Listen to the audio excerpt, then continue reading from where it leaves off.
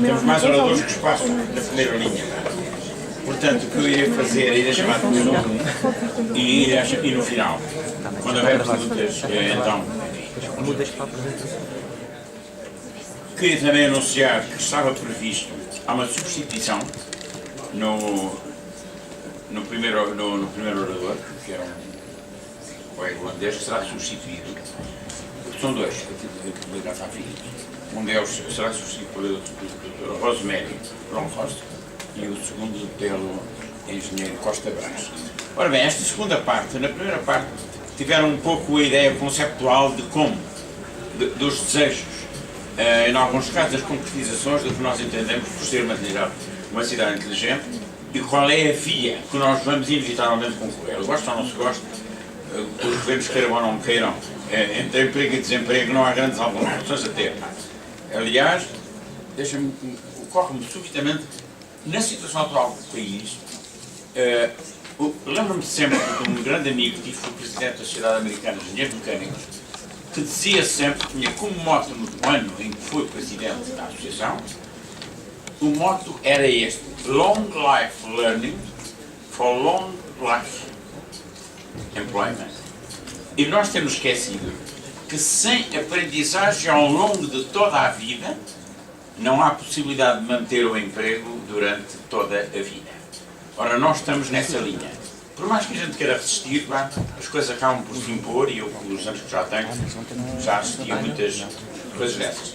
Ora, é evidente que nós, os temas da cidade inteligente levantam uma série de conjugados, que são transversais e integradores, que nos vale a pena contar. Portanto, numa primeira parte, esta segunda parte vai mostrar aspectos muito concretos, entre os quais nós temos alguns portugueses. Os outros também são, mas há aqui alguns que eu farei referência na altura em particular.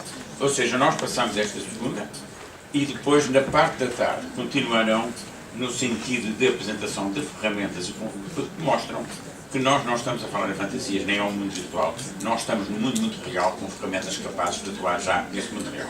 Bem, posto isto, eu iria pedir a Costa Brás, ao seu colega holandês, para que a Philips que nos vai mostrar.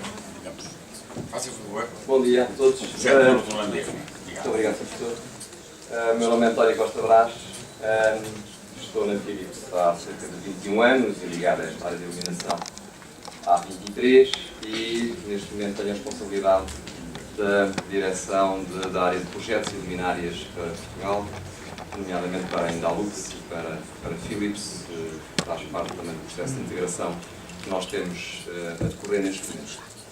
E a ideia aqui é partilhar um pouco o que é a visão de um fabricante e também a forma como as parcerias podem dar resultados muito interessantes para este nível de projetos que estamos a falar nesta altura, que tem a ver com as Smart Cities. Não é? Então, há aqui, de facto,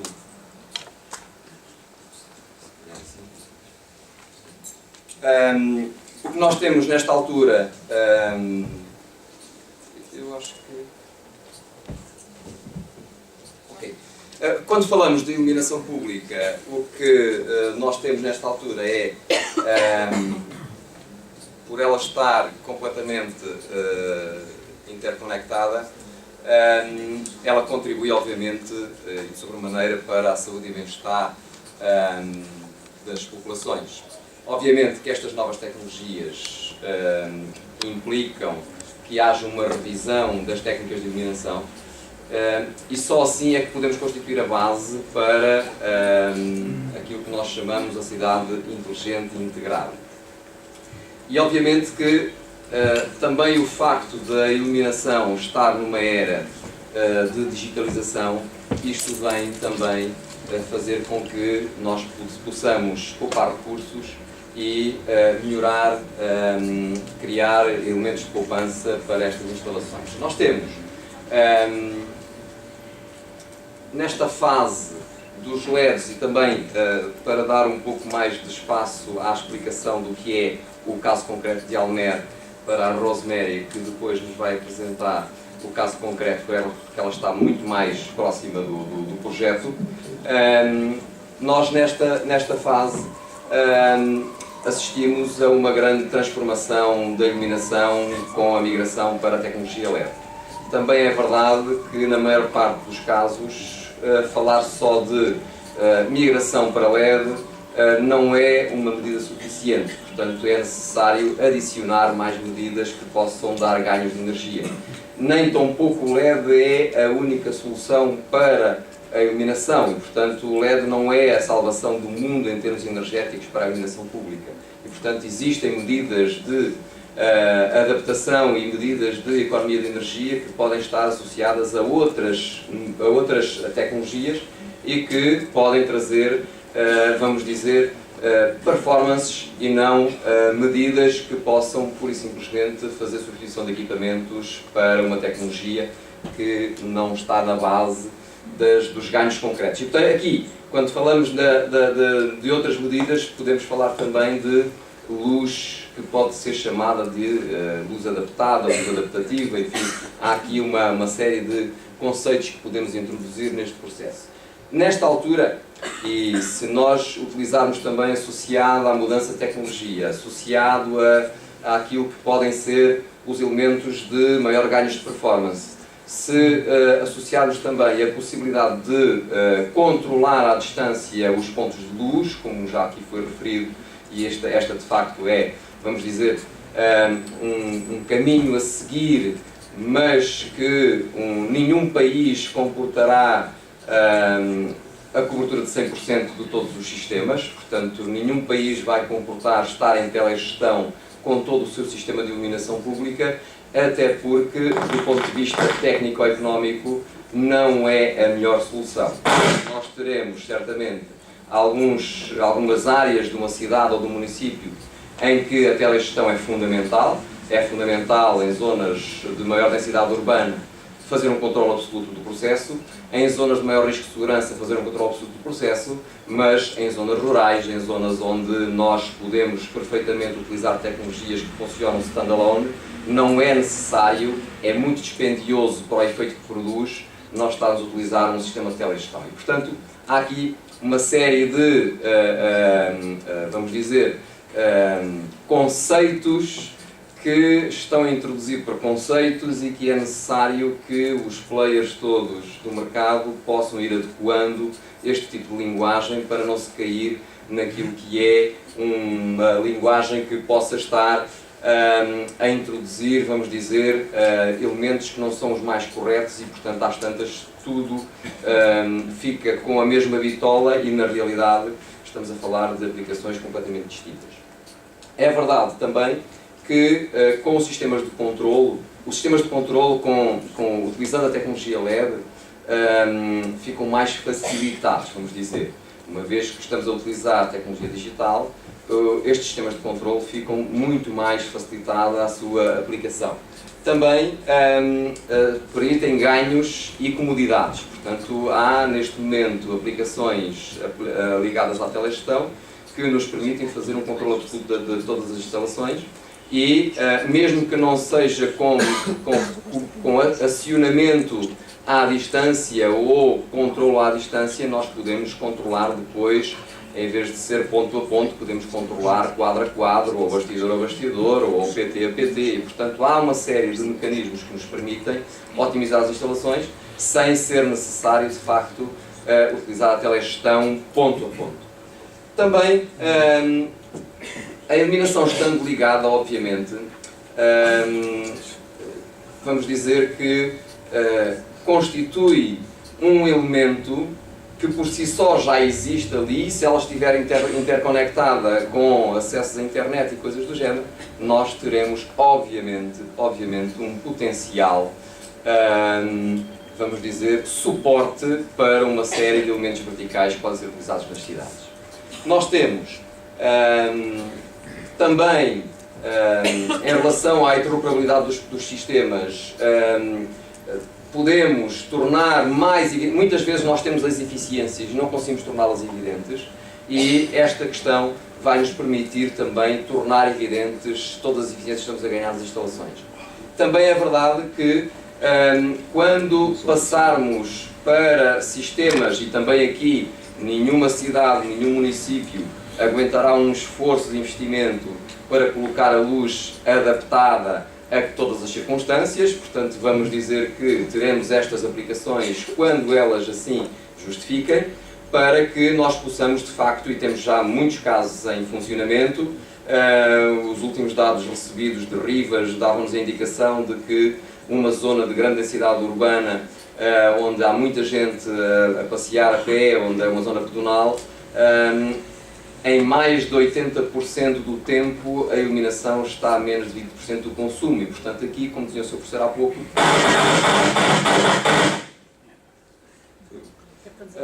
de facto,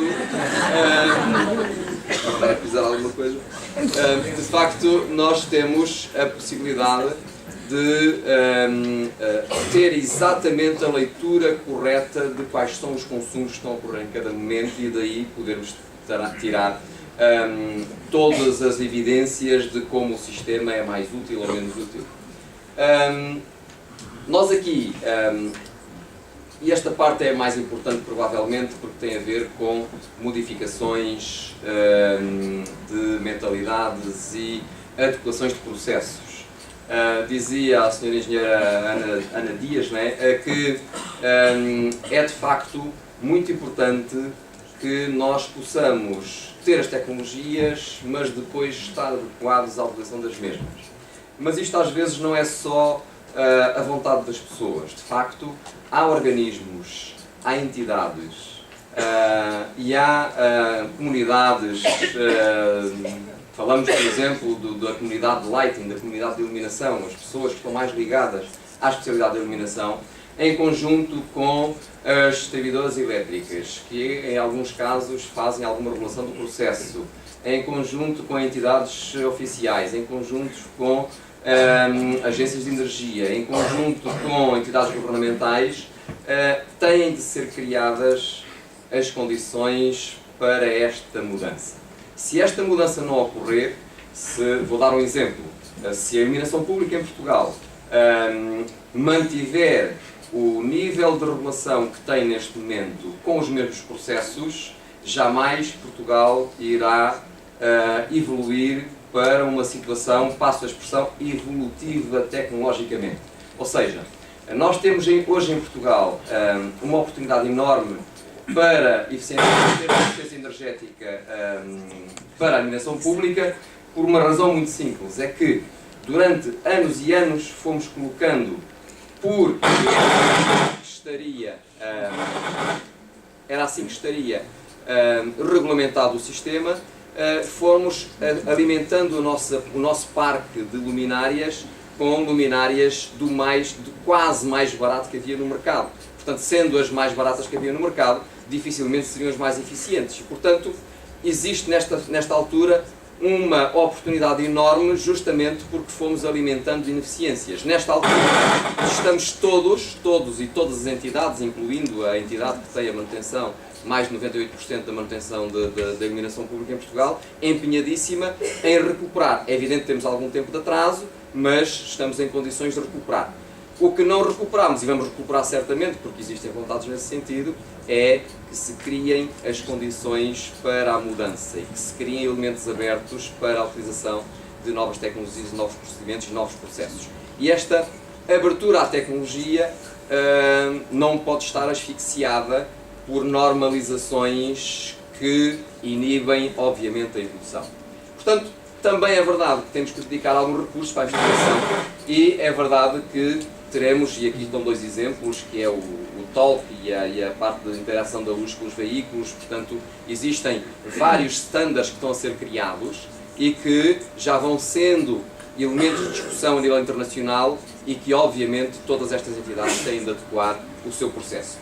Tanto a Philips como a maior parte dos players de mercado, os fabricantes, estão, nesta altura, interessadíssimos em estabelecer parcerias para nós podermos evoluir tecnologicamente, aprender com a utilização e também procurar novos modelos de mercado, novos modelos de negócio. Este é um simples exemplo em que, enfim, mal comparado, obviamente, Lisboa já tem um orçamento participativo em que as pessoas dão ideias para alguns projetos que depois a Câmara pode vir a realizar.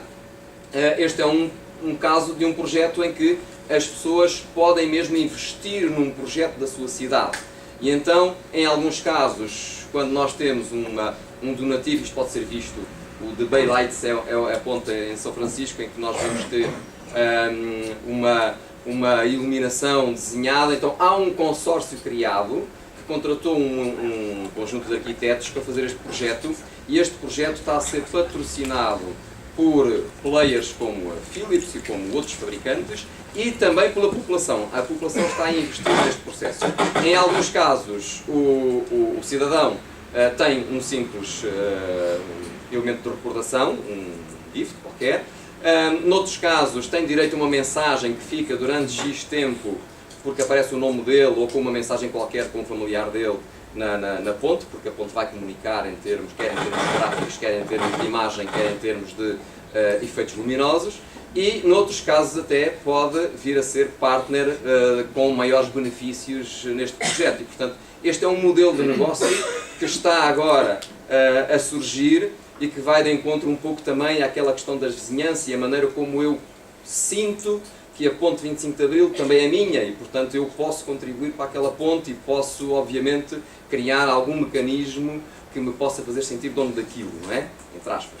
Nós aqui, de facto, estamos muito interessados em criar parcerias, quer com câmaras municipais, quer com entidades oficiais, também para desenvolver isto. A Rosemary vai agora fazer, ela está mais próxima do projeto de Almer, é representadora de Planet, para nos falar um pouco do que é, de facto, o projeto de Almer. Muito interessante. Muito obrigado.